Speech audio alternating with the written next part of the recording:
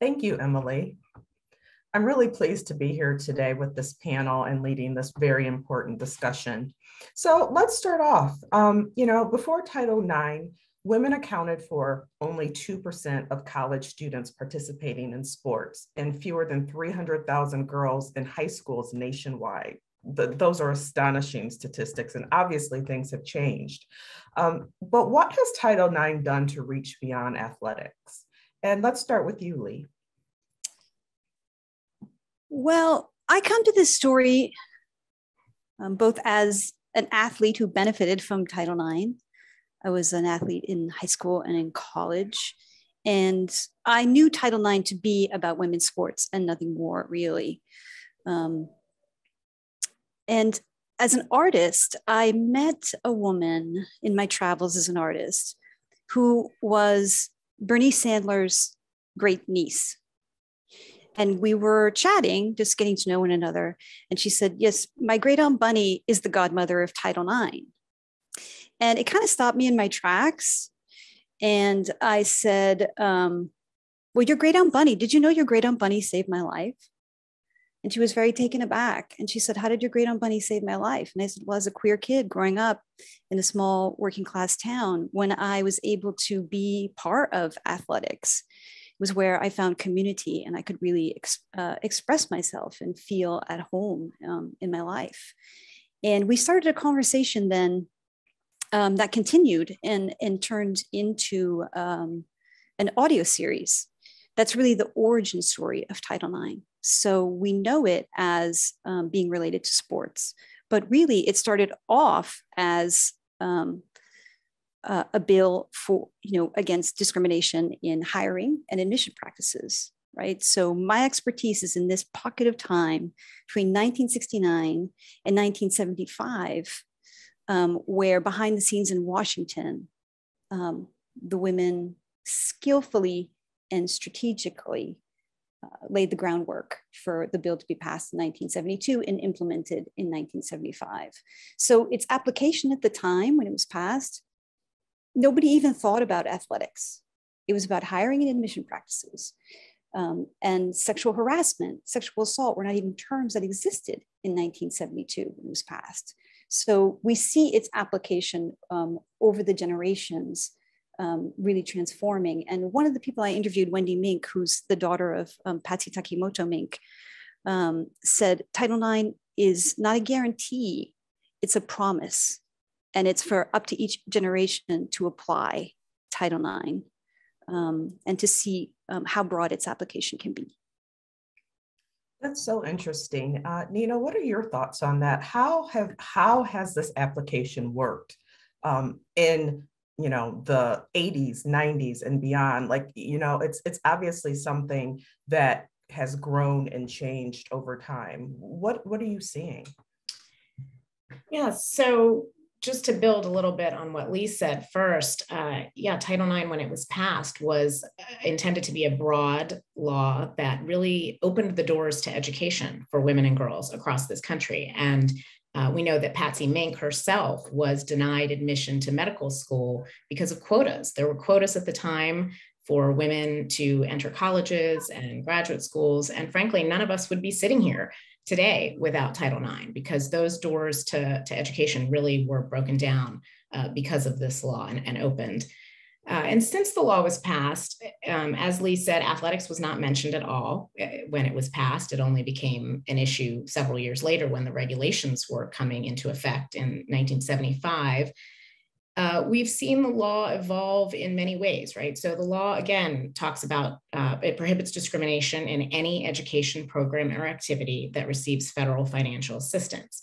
That means that it applies to all of our public schools across the country, to colleges and universities, and that it prohibits all kinds of discrimination. So we've seen the law, for instance, at the Law Center, we brought a case in the late 90s all the way to the Supreme Court on behalf of a fifth grade girl named LaShonda Davis, who was being sexually harassed by her classmate.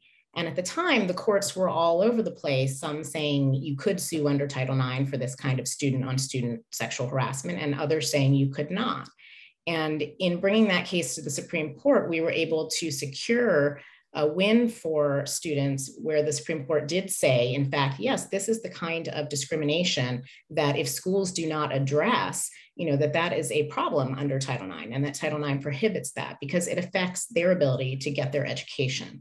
So we've seen the law evolve to include teacher-student sexual harassment, student-on-student sexual harassment. Pregnant and parenting students are protected from discrimination against Title IX. There was actually guidance in the late 70s that talked about that. And yet, sadly, today, we still see many pregnant students being pushed out of school, being discriminated against in various ways, not being allowed to make up assignments, not being given bigger desks if they need them. A whole lot of discrimination that we still need to work on. Why do you think, and I want to ask both of you this, why do you think that we connect Title IX so closely to athletics when there truly is, just as you've described, this very broad initiative? Lee, I'll start with you. I would say it's because the dramatist in me wants to answer this from the point of view of a dramatist. It's because the NCAA was such a formidable obstacle, right? Like they weren't paying attention at all when they were holding hearings around the initial proposals. They weren't paying attention. They were like, there's no discrimination. We don't know what you're talking about. You women in Washington, like whatever you're doing, we don't care, right? And as soon as it was passed and they realized the full weight of the law, the full implications of the law, they came out fighting. And this is predominantly, football. You could just say that, like football, revenue producing sport in most colleges, which is like an institution in colleges across America. And they were such a formidable obstacle and they had so much power and the women kept fighting them back. And so I think that narrative kind of cemented around that time because it really was a David and Goliath story. To not have Title IX weakened and diluted in those crucial implementation years. And women have gone out there and, done incredible things in athletics. So I think that's the other part of it too. The women's soccer team, it's like iconic. Brandy Chastain, goal to win the World Cup, and like the whole country went crazy, the whole world went crazy, right? So it kind of also cemented that Title IX narrative around sports.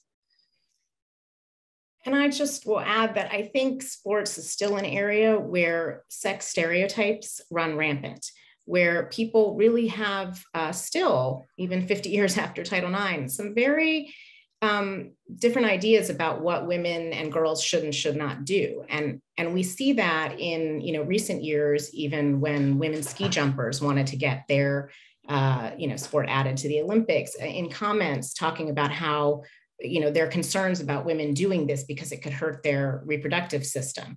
These are arguments that from the beginning of Title IX have been used to sort of deny women and girls opportunities to play sports. There were concerns that if they ran the full court in basketball, their uteruses could literally fall out. These are arguments that have been made in courts, in the public sphere. And I think there really just are still these notions of what women should and shouldn't do, despite the millions and millions of amazing female athletes we now have the privilege to watch. So I think some of those stereotypes run deep. It's interesting to me because obviously we know that there have been broadened athletic opportunities for girls and women in athletics. But Title IX has not served as that perfect backstop. We have a case just last year during the NCAA basketball playoffs tournament in Indianapolis, where, we saw photos of the women's basketball team training facility as compared to the men's, and it was abysmal. Why do these challenges still exist? It's a really good question. And I think, yes, that was shocking, but also not shocking, right? For those of us who have worked in this field for decades now, we hear regularly from parents, from students, from athletes across the country about these kinds of disparities. And I will say at the K-12 level, where I've done a lot of work over the years on behalf of parents and students, one of the most common complaints we hear is about the inequities between softball and baseball because they're so visible. You can see that we hear complaints all the time about boys having baseball fields that look like minor league baseball stadiums and girls having fields with no bleachers, with no dugouts, with, divots all over the field. I think, it's unfortunate, but I think part of the problem is that we don't have enough enforcement of the law. Resources are limited, and while the government can investigate some schools, it certainly can't investigate all of them. So we definitely need more resources for enforcement by the federal government, by states. And then we need greater awareness still among, all of us to know that there is this law that is a powerful tool in fighting inequities that girls and women are still facing. So these kinds of summits and journalists and everybody who's raising awareness of Title IX, the students who have done incredible work over the years, we need to get that message out. Yeah, and I think it also that brings up a larger question of well, what is equity, right? What does it really mean? And I think a lot of my research shows that, okay, so women and girls were begrudgingly given these things. And then the mentality was, well, what more do you want? Right? Okay, you have a field. All right, maybe it's in the back and it has divots and there's mosquito infested. That was the field that I played on when I was growing up. But we gave it to you. What more do you want? Right? And I think that whole mentality needs to shift where it's like, no, you're not giving this to us, right? Like this should be fair. Like down the middle, even Steven, it's not like you hold all the power and then you're giving us these little crumbs. So I think it's a paradigm shift that I think is actually gradually taking place, but it definitely is slow progress. When Title IX was passed, Bunny Sandler said that she thought that there would be no sexism in universities right away, within a year, right? And then as she traveled around the country, she said, okay, 5 years. And as she continued to travel around the country, she said, okay, 10 years. And then, as she was dying, she said, not in my lifetime, right? But someday. And I think we're there. We're still in the someday phase. When we saw those crazy photos of the disparity in those training facilities, one of the reasons it got so much attention is because the players themselves were very outspoken and posting about it on social media and such. And so women are feeling empowered to use their voices as well. But there's a law, right? There are laws around this. And so how can, using that specific example of what happened in Indianapolis, how does Title IX address that? What do we do, Nina? What do you do in situations like that? Well, we educate, students about their rights, first of all. That's most important. And clearly young women are getting that message. And thank goodness for social media, which now has the ability to share those images across the country and across the world. Students can file complaints with the Department of Education, the U.S. Department of Education's Office for Civil Rights. But we typically, frankly, always advise students first to go to their schools and ask for, and demand change. And that can be hard to do. So we totally recognize that. Often it's easier in a group if you can get a group of students or parents together and go ask your school to make the changes that, they need to make. Sometimes that works. Sometimes, folks have gone to the media and shown a spotlight on the disparities, and that really prompts some change. And then often, as a last resort, students and parents have had to sue to get their rights enforced. And certainly we've represented a number of students over the years. I've worked with high schoolers, middle schoolers, all the way through the college level. But a variety of techniques and strategies can work to make change. So, litigation is always the last resort. But as you said, there is a law, and that law protects the rights of students to get what's fair. There's a story from the Yale crew team.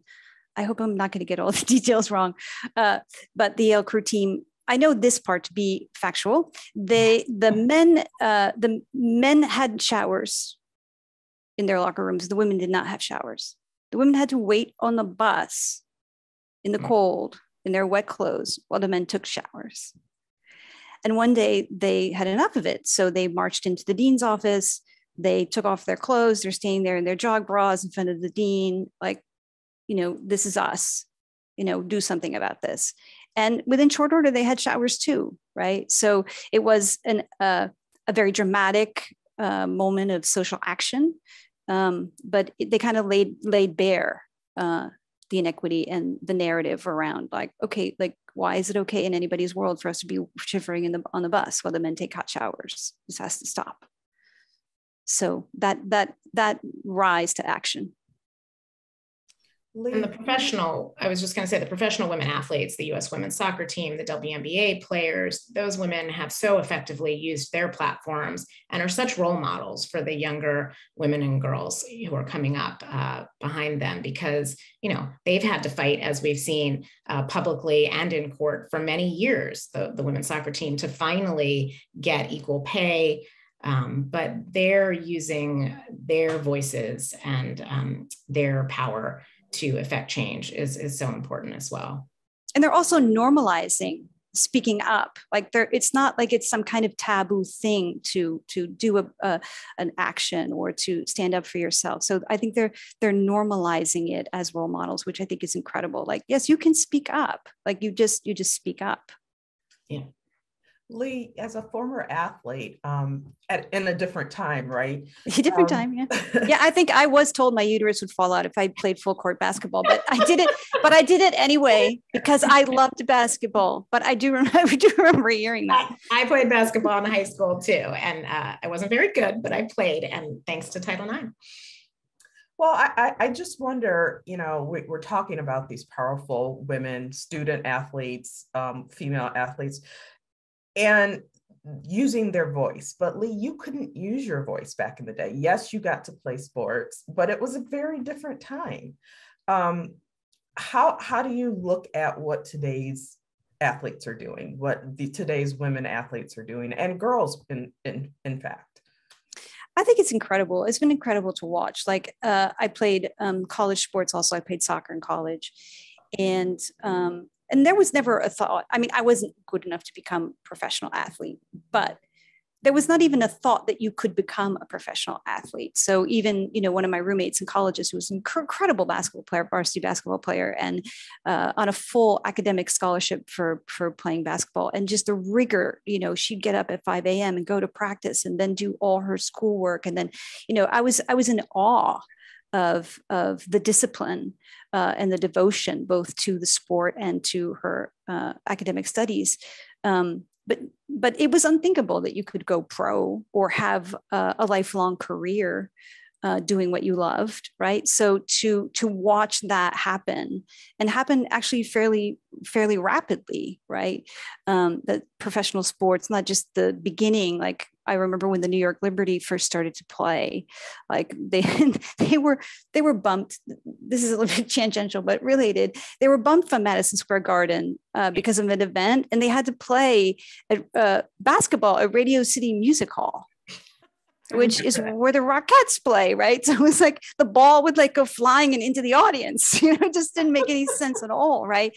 But to just sort of watch the arc of that evolution too, where no, these women are formidable, and this sport is viable, commercially viable, and people care and will watch because people love competitive sport, right? It's just sort of in our blood. So I don't know, as a kid, just like a scrappy athlete and loving to play, and then watching it become like really like a dignified profession has been great to observe in my lifetime.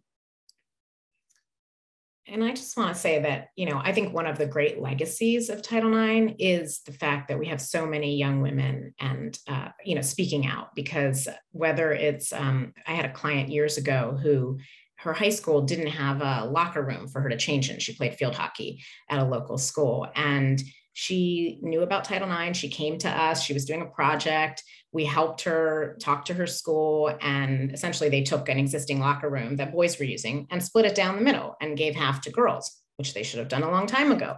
But because of her advocacy and her speaking up, she made that change for everybody at her school. She went on to law school and is probably an amazing advocate. But, I think whether it's her or the young women who made protested and made a lot of noise and demanded change around sexual harassment on college campuses. They achieved real and lasting change, in policies, in the ways schools have to do things.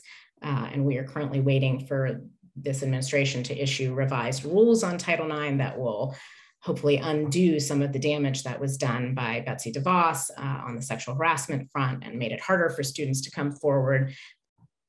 Let's use the remaining time that we have left to talk about that hope in the future of Title IX and the revisions and such that you spoke about.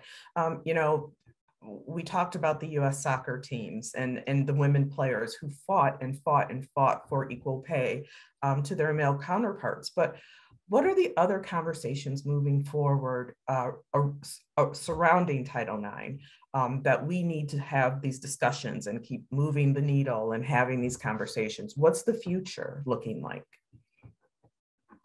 Well, I think there's a lot of work still to be done. So on this 50th anniversary, I know we're all celebrating the great progress that we've made, but we are also looking forward to the work that remains. And I think, to pick up on the sexual harassment point that I was making, we are waiting for new rules coming out of the Biden administration, Department of Education, that will hopefully restore protections for students on, at all levels of education, so that it's not so hard for them to come forward.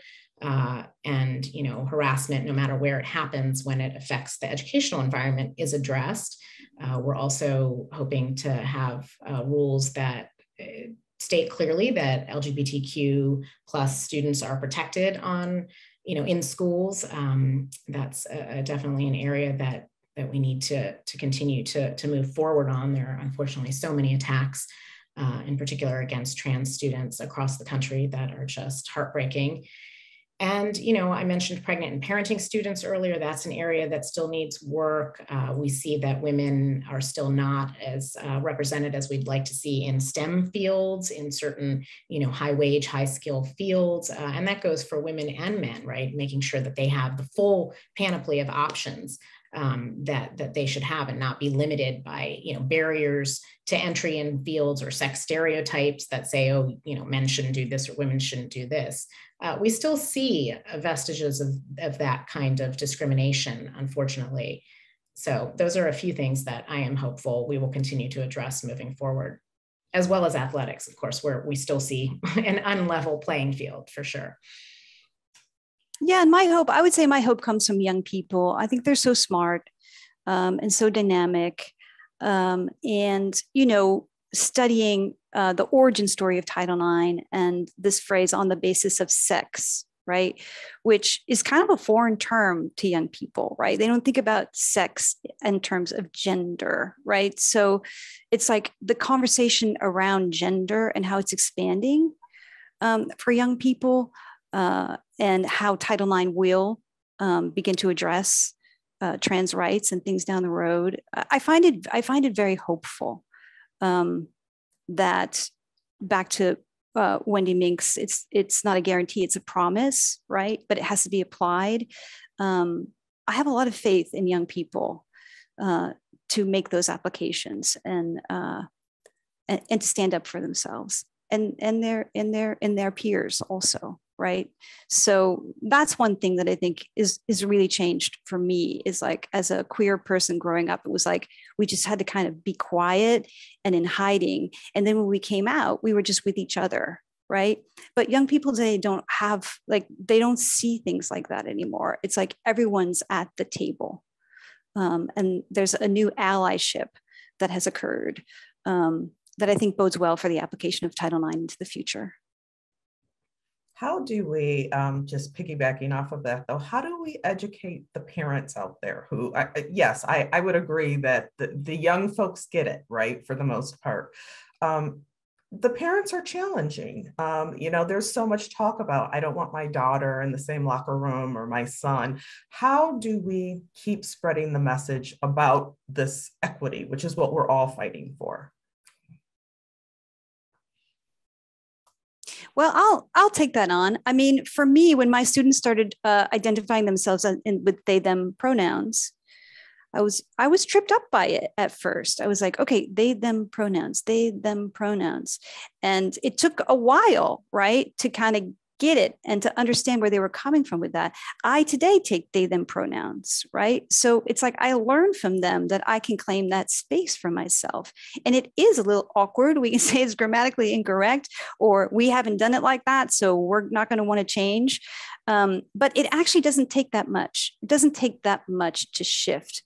So I think in terms of how do we educate? Like I think as soon the more that people are themselves, just by virtue of being themselves, others are educated. Yeah, and I agree totally with that. And also, with facts and with information, because I think, in a number of these challenges that we've seen, the facts are not supporting what people are saying. And so, there isn't a threat in locker rooms. And I think we have to fight misinformation with the truth and with facts. And I know a number of friends and parents who have children who have transitioned. And yes, I think it can be hard for parents, for sure. But I think, you love your children, you let the children lead you. And hopefully we all learn, as Lee is saying. And I think exposure also to, people who may be different than you is so important. And unfortunately, I think that doesn't happen, in all parts of our country, and people sort of hole up often in their little enclaves. But we need to sort of broaden our worlds and fight the false narratives with the truth. I love that reference to data and information, because that was the beginning. That was the real origin story of Title IX, is Bunny Sandler putting an ad in the Saturday Review of Literature saying, if you've been discriminated against, contact me, and being flooded with letters from women across the country. And then she took all those letters and she turned it into data and information that was 200 pages thick. And then they gathered more information. So like the whole basis, the bedrock of Title IX was information, hard facts, hard data. So I love just paying homage to that fact. Absolutely. And it's a fight that has continued, right? And so we have seen what happened, right, back in the 70s, but look at how far we have come. And I would like to leave it on that positive note, is that we have made great strides, right? And sure, there's plenty work left to do, but we keep fighting every day. And I think you two are in that fight, and we appreciate you. And if you have any final words, that would be great. This has been so informative. I can't thank you enough for your participation. Thank you. I will say, just go tell everybody you know about Title IX. The more we spread the word that there's this powerful law, the better. So thank you so much. Yeah, and as Nina said, we're all sitting here today because of Title IX. And it's been great talking with you both. Thank you so much. Thank you.